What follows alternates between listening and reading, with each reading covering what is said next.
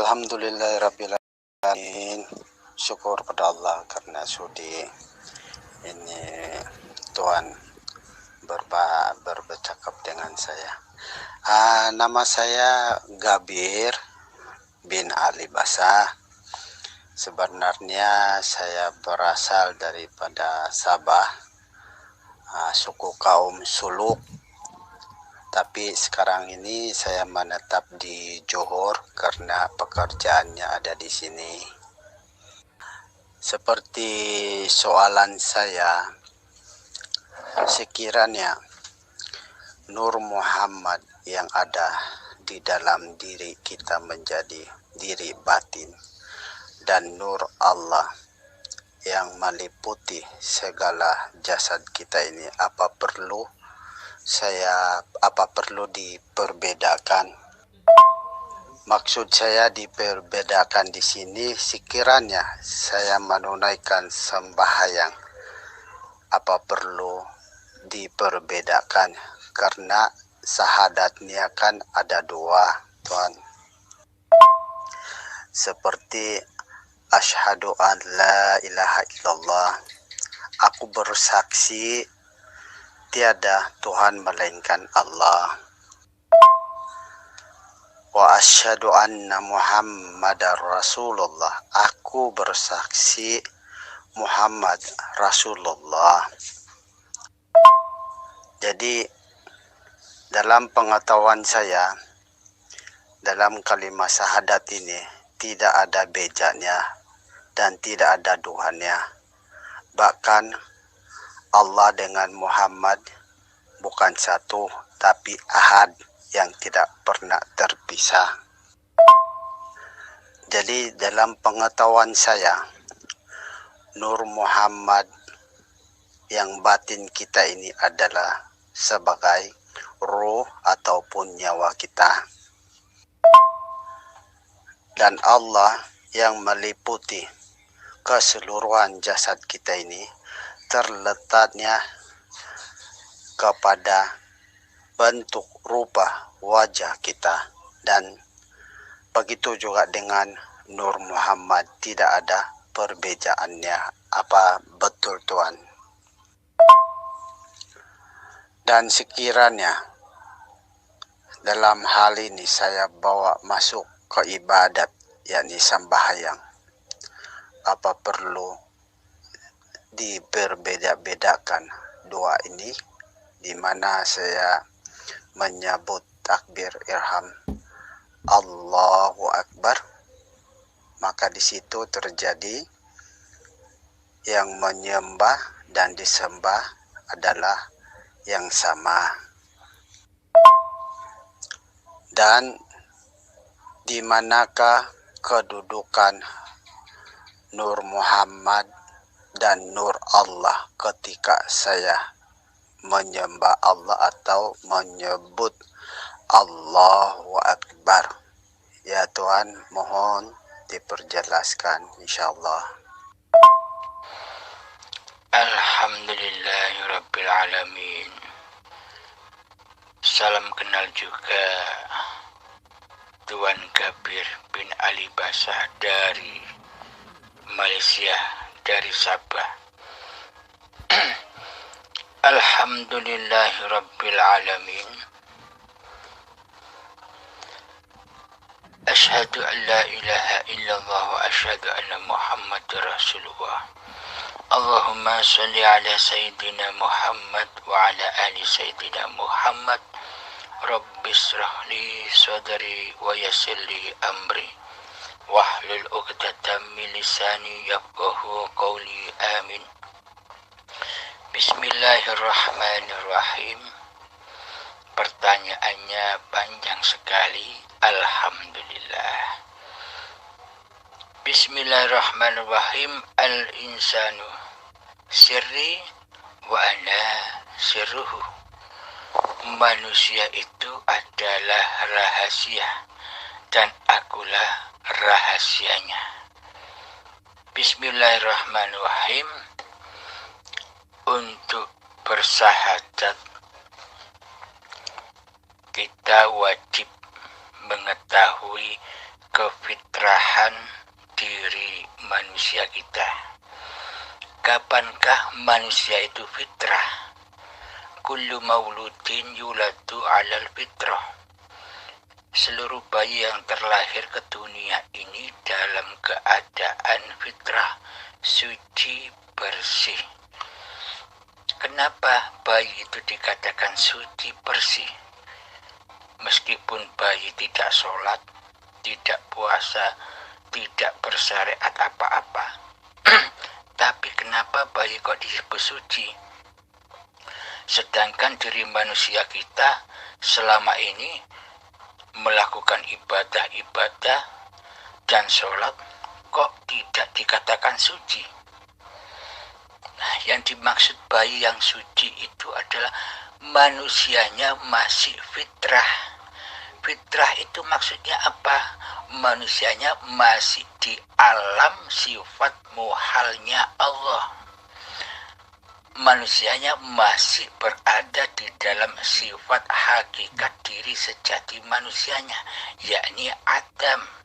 Tidak ada gaib, mati, belum wujud, belum diadakan, belum dilahirkan oleh Allah diri manusianya.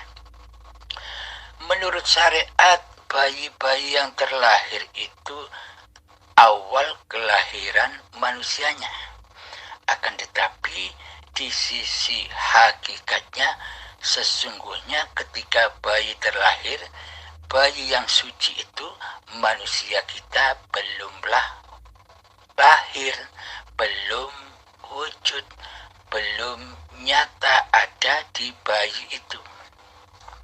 Maka dari itu kapan manusia fitrah? Ketika manusia kembali ke alam sejati dirinya, yakni alam ketiadaan, alam kefanahan, alam gaib, tidak wujud. Nah, ketika manusianya sudah tidak wujud, ketika manusianya sudah melepaskan kembali sifat-sifat Allah, maka kembalilah manusia kepada kefitrahannya, kesuciannya. Maka dari itu, fitrahkanlah dulu manusia kita agar kita bisa bersahadat. Untuk bersahadat kita wajib awaluddin ma'rifatullah, yakni mengenal Allah dahulu. Siapakah Allah itu? Allah itu adalah Allahu la ilaha illa huwal hayyul qayyum. Allah tiada ilah, tiada Tuhan yang berhak disembah kecuali dialah hidup yang kekal lagi terus-menerus menghidupi seluruh ciptaannya. Jadi hidup yang selama ini kita akui sebagai hidup manusia kita, hidupnya Gabir bin Ali Basah, inilah Allah. Karena selama ini saudara Gabir bin Ali Basah masih mengaku-ngakui bahwa hidup ini hidupnya Gabir bin Ali Basah, masih merasa bahwa ini hidupnya, maka selamanya tak akan bisa mengenal dan mengabdi kepada Allah. Karena hatinya masih belum fitrah, hatinya masih belum bersih, hatinya masih belum suci dari kewujudan Tuan Gabir bin Ali Basah. Jadi pada intinya, bila Tuan Gabir bin Ali Basah mengabdi kepada Allah, menyembah kepada Allah, maka fitrahkanlah dulu, kembalilah ke alam asalnya, yakni alam ketiadaan, kebalikannya sifat Tuhannya. Selama ini kan sifat Allah sudah kita akui sebagai sifat diri kita. Maka dari itu selama ini kita tidak sadar bahwa selama ini kitalah yang jadi Allah. Kita tidak menyadarinya karena kita tidak mengenal Allah. Karena selama ini kita tidak beragama di sisi Allah. Beragama kita selama ini hanya beragama di sisi manusia, yakni Islam. Jadi agama di sisi Allah itu bukan sesebutan Islam, Nasrani, Yahudi, Majusi. Bukan itu agama di sisi Allah. Agama yang dimaksud Allah itu awaluddin ma'rifatullah. Awal sebuah agama yang disebut agama di sisi Allah itu adalah mengenal Allah, tahu Allah, berjumpa Allah. Maka dari itu yang dimaksud agama di sisi Allah itu yakni bisa menyaksikan Allah dan Muhammad Rasulullah. Jadi siapakah Allah itu? Allah itu adalah hidup yang selama ini kita akui sebagai hidup manusia kita. Maka dari itu fitrahkanlah dulu manusia kita agar bisa bersyahadat menyaksikan Allah dan Muhammad Rasulullah. Jadi siapakah Muhammad Rasulullah itu? Di kalangan mayoritas saudara-saudara kita yang masih duduk di syariat menyangkal bagaimana mungkin di dunia ini bisa menyaksikan Allah, apalagi menyaksikan Muhammad bin Abdullah, Kanjeng Nabi Muhammad bin Abdullah yang sudah wafat 14 abad yang lalu. Kan tidak mungkin. Ini bagi saudara-saudara kita yang masih duduk manis di dalam syariat saja. Namun bila kita sudah mengenal Allah, maka pasti mengenal Muhammad Rasulullah. Bila hati kita sudah kita fitrahkan kembali dari kewujudan diri manusia kita, dari kehidupan diri manusia kita, dari kekuasaan diri manusia kita, maka pasti hidup ini kembali fitrah bernama Allah. Jadi tetapkan di dalam hati kita bahwa hidupnya Tuan Gabir bin Ali Basa itu sudah tiada, sudah fana, sudah gaib. Yang ada hanya hidupnya Allah, yang ada hanya hayatullah, selalu nyatakan di dalam hati kita, selalu wujudkan di dalam hati kita bahwa hidup ini Allah, sebagaimana selama ini Anda mewujudkan kehidupan Gabir bin Ali Basahnya. Kemudian goibkanlah Gabir bin Ali Basahnya, tiadakanlah Tuan Gabir bin Ali Basahnya di hati. Seperti selama ini kita menggoibkan dan mentiadakan Allah selama ini. Jadi dibalik, dulu Allahnya goib, tak ada di hati, kehudurannya di hati, bahwa dulu yang hadir hanya yang wujud Tuan Gabir bin Ali Basah sebagai penguasa, sebagai Tuhan yang mentuhani hidup dan badan ini. Kemudian tetapkan kembali, fitrahkan kembali Gabir bin Ali Basahnya, tiadakan, fanahkan kembali kepada sifat-sifat muhalnya Allah, kembali kepada sifat kebalikan Tuhannya, bahwa badan ini adalah rahasia Tuhan. Maksudnya bagaimana? Bahwa hidup inilah Allah yang mengutus, yang mencipta, yang membuat, yang memperjalankan badan-badan ini sejak dari tanah hingga menjadi bayi hingga setua ini. Maka dari itu aplikasi di dalam sholat ketika kita berniat usolli fardhu subhi rakaataini mustaqbilal kiblati adaan lillahi ta'ala, lillahnya. Jadi sebelum niat itu sudah bahwa kita diutus sholat oleh hidup, bahwa badan ini diutus sholat oleh hidup. Ketika Allahu Akbar, nyatakan di dalam hati bahwa Allah lah yang memahabesarkan diri zatnya sendiri. Bila tak ada hidup, apakah ada kalam Allahu Akbar? Siapakah yang memahabesarkan Allah? Di dalam kalimat Allahu Akbar, di dalam takbiratul ihram, takbir yang suci. Nah, di situ Allah lah yang memahabesarkan dirinya sendiri. Jadi saksikanlah bahwa hiduplah yang mengangkat tangan, bahwa hiduplah yang memberdirikan badan, bahwa hiduplah yang mematikan, yang mensedekapkan badan, tangan, bahwa hiduplah yang merukuk sujudkan badan. Nah, badan-badan inilah Muhammad Rasulullah, badan-badan yang diutus oleh Allah.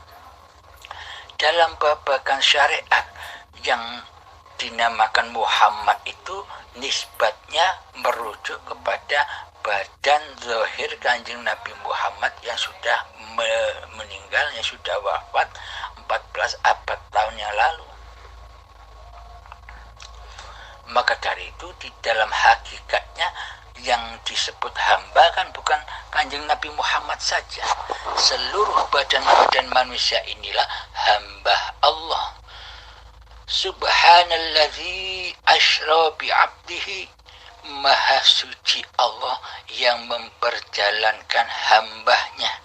Ini di tatanan syariat diartikan bahwa Nabi Muhammad yang diperjalankan ketika Isra Mi'raj. Akan tetapi kalimatnya di sini subhanalladzi asra bi abdihi, bukan subhanalladzi asra bi Muhammadin bin Abdullah. Kalimatnya bi abdihi, memperjalankan hambanya. Berarti hamba Allah itu seluruh badan-badan ciptaan Allah inilah Muhammad Rasulullah, Muhammad yang diutus Allah, diutus sholat, diutus ibadah, diutus kerja, diutus memasak di dapur, diutus makan, diutus minum, semuanya tanpa utusan dari hidup, maka badan-badan ini tak akan bisa berjalan sendiri.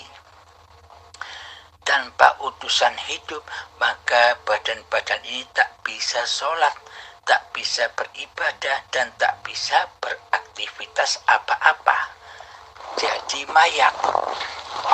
Maka inilah yang disebut mati sebelum mati. Matikanlah dirimu sebelum matimu, sucikanlah dirimu sebelum kau disucikan dengan paksa saat azab sakaratul maut. Jadi azab sakaratul maut itu adalah pensucian yang menyakitkan, menggelongkop keakuan diri manusianya, menggelongkop kehidupan manusianya, menggelongkop kekuasaan diri manusianya. Semuanya serba sakit. Diibaratkan kata Imam Al-Ghazali bahwa sakitnya ketika azab sakaratul maut itu seperti kulit dilepas secara hidup-hidup dari daging ini. Sakitnya 1000 kalinya, saking sakitnya. Maka dari itu kembalilah, fitrahkan kembali mumpung masih ada waktu, mumpung ajal belum menjemput. Jadi husnul khotimahkan dulu diri kita. Bagaimana caranya? Fitrahkan kembali seperti bayi dahulu, bayi yang suci. Kenapa bayi itu disebut suci? Karena diri kita belum ada, masih goib. Maka goibkanlah, tiadakanlah diri manusia kita di hati kita. Yang ada, yang wujud, yang hidup, ya Allah itu sendiri. Maka dari itu aplikasi di dalam segala aktivitasnya badan, kita selalu menyaksikan hidup. Dan menyaksikan badan inilah yang dipergerakkan hidup, yang diperjalankan hidup, yang diutus hidup untuk beraktivitas. Bila hati kita selalu menyaksikan hiduplah yang mengaktivitaskan badan, maka hawa nafsu, iblis, setan, dajjal sudah terbelenggu, tak bakal mampu memasuki singgah sananya Allah di hati ini. Jadi sesebutan hati, jiwa, nyawa, semuanya itu adalah istilah-istilahnya hidup saja. Sesungguhnya hati itu hidup, nyawa itu hidup, nyawa itu hidup, roh itu hidup. Alhamdulillahirabbil alamin. Semoga penjelasan yang singkat ini bisa memahamkan Tuan Gabir bin Ali Basa dari Sabah. Alhamdulillahirabbil alamin. Bila ada pertanyaan lagi silakan Tuan. Alhamdulillahirabbil alamin. Saya ilustrasikan lagi begini. Baju yang kita pakai, celana atau sarung yang kita pakai, itulah wujud Muhammadnya. Jadi kemanapun kita pergi, baju itu ahad. Tidak bisa lepas dari diri kita. Kita sedang makan, baju ikut gerak seperti makan. Kita sedang berjalan, baju ikut berjalan seperti apa yang kita gerakkan. Jadi gerakan baju dan celana itu bukan bisa gerak sendiri. Karena baju dan celana kita pakai. Inilah yang dimaksud al-insanu sirri wa ana sirruhu. Jadi rahasia baju itu adalah diri kita sendiri. Rahasia badan inilah hayatullah. Badan inilah bentuk zahirnya Allah. Hidup itu batinnya Allah. Jadi badan-badan ini adalah bukti bahwa Allah itu wujud. Badan-badan inilah bukti bahwa hayatullah itu nyata. La ilaha illallah al-malikul haqqul mubin. Tiada Tuhan selain Allah. Allah lah yang maha besar lagi maha nyata. Alhamdulillahirabbil alamin. Semoga Tuan Gabir bisa memahami apa yang telah dipaparkan. Terima kasih. Assalamualaikum warahmatullahi wabarakatuh. Dan perkenalkan, saya Abdul Halim dari Indonesia, tepatnya di kota Pasuruan, Jawa Timur. Assalamualaikum warahmatullahi wabarakatuh. Waalaikumsalam warahmatullahi wabarakatuh. Ya Kang, terima kasih dengan penjelasannya. Cukup saya memahami. Dalam hal ini insya Allah seperti mana yang saya paham setelah saya mengabdikan ataupun menyerahkan segala tubuh badan saya kepada yang ampunnya diri batin, yang ada, yang hadir pada saat itu adalah wajah saya sendiri, namun dianggap oleh saya itulah rahasia batin saya sendiri. Mohon Kang, sekiranya saya tersilap atau macam mana, sekiranya ada penjelasan lagi yang lebih mendalam, sebab setelah saya menyerahkan segala-galanya, apa yang ada pada saya ini adalah kepunyaan Allah semata-mata. Dan disebab itu yang hadir adalah diri batin saya, yakni rupa bentuk saya sendiri. Dalam hal menyaksi dan yang disaksikan adalah sama, tidak ada perbedaan antara yang menyaksi dan yang disaksikan adalah wajah saya sendiri. Dan anggapan saya itu adalah diri batin saya, Nur Muhammad, dan diri batin Nur Allah. Wallahu alam Kang, mohon dijelaskan sekiranya betul. Alhamdulillah. Sekiranya tidak, saya tersilap, tolong diperjelaskan lagi. Dan dalam hal ini Kang, semasa saya menyaksikan diri batin saya, maka saya tidaklah terlihat diri zahir saya, yang nyata adalah diri batin saya. Insyaallah Kang.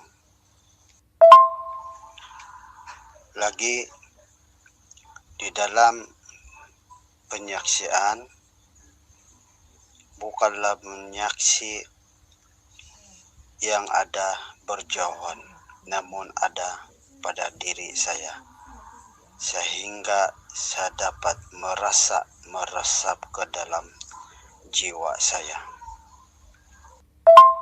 Mohon Kang minta penjelasan sekiranya dalam hal ini, dalam pengetahuan saya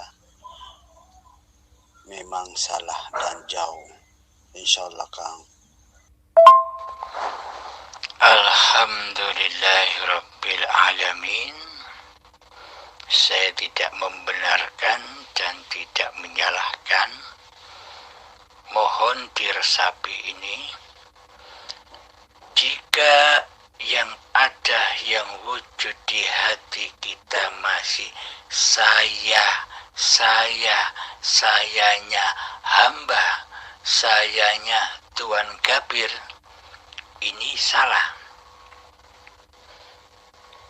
Karena Tuan Kabirnya masih ada, masih wujud, maka Allah pasti gaib.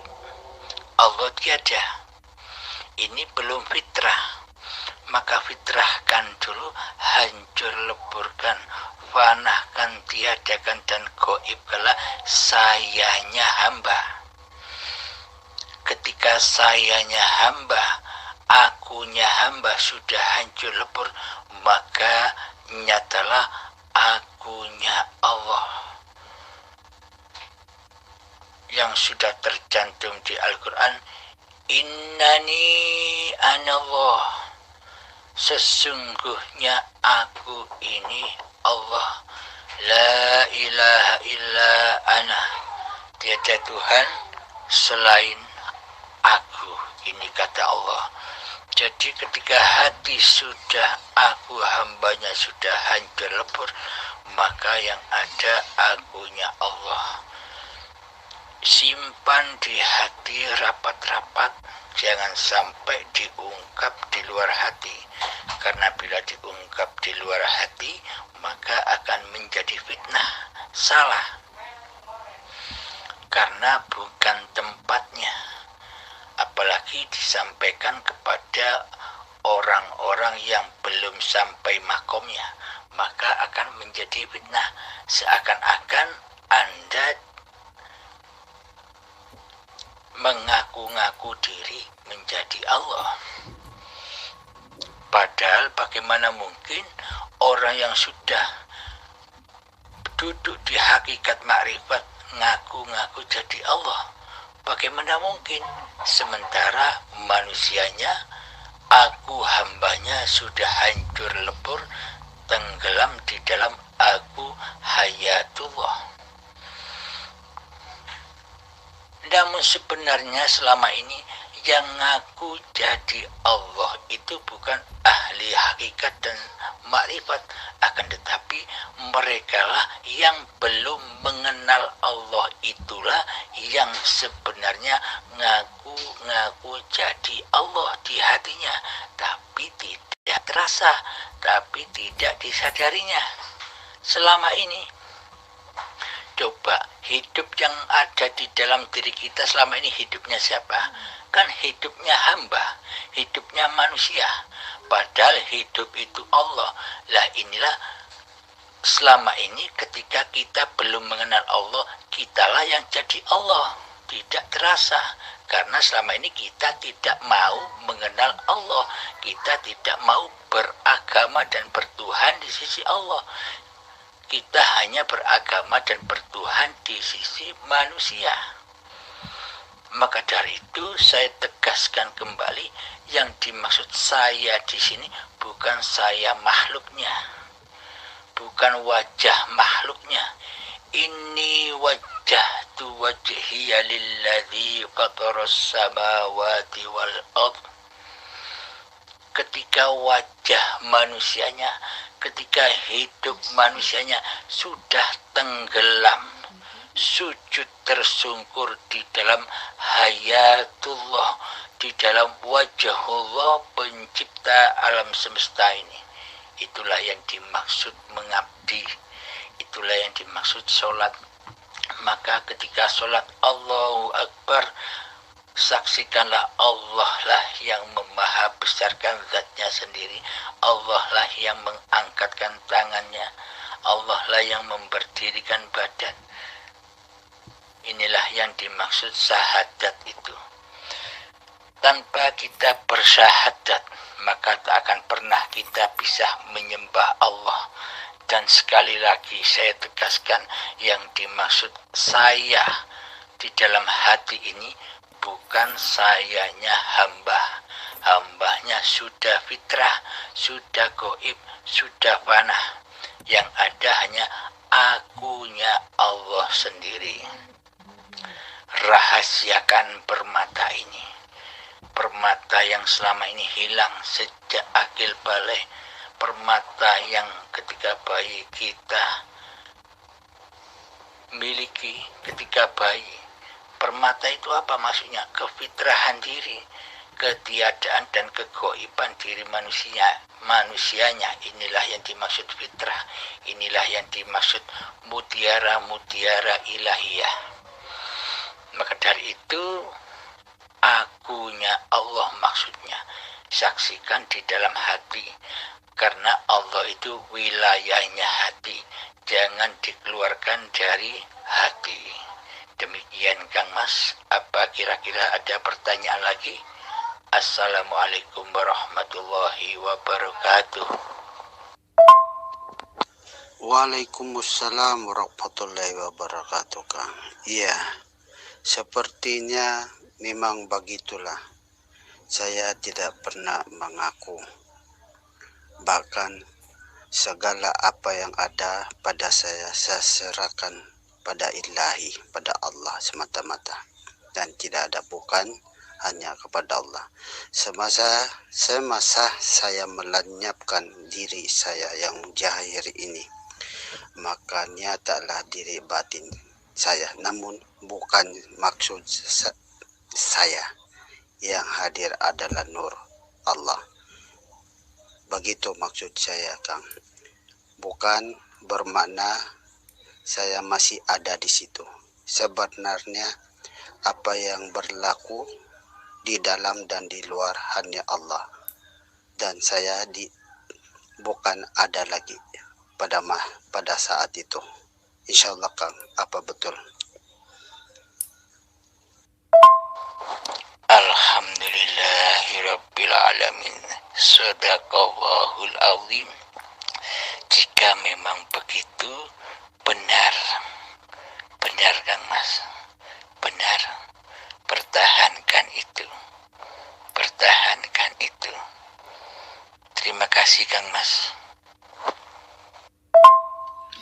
Syukur.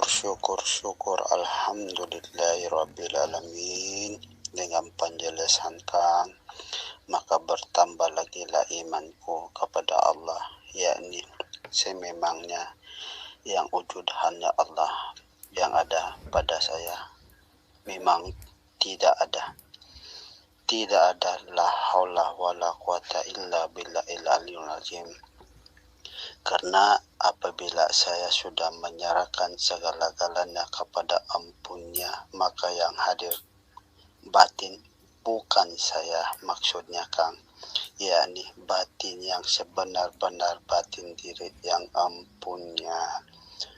Insyaallah Kang, terima kasih banyak-banyak. Alhamdulillahirrabbilalamin. Mudah-mudahan Kang dipanjangkan umur oleh Allah Subhanahu wa taala. Amin ya rabbal alamin.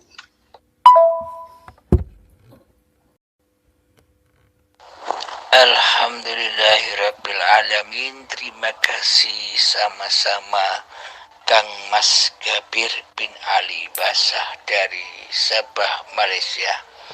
Semoga kita semua menjadi sahabat fisabilillah, bersama-sama menuju kebahagiaan dunia dan akhirat. Yang dimaksud Rabbana atina fid dunya hasanah wa fil akhirati hasanah wa qina adzabannar. Ya ilmu hakikat dan makrifat inilah nyatanya kebahagiaan dunia dan akhirat itu. Jadi sudah nyata dunia akhiratnya. Dunia ini badan, akhiratnya adalah uribi Allah, hayatullah. Inilah yang dimaksud akhirat. Akhir kekuasaan manusia menjadi Tuhan kembali ke alam kegoiban yang ada hanya Allah. Inilah yang disebut akhirat. Terima kasih Kang Mas. Akhirul kalam. Assalamualaikum warahmatullahi wabarakatuh.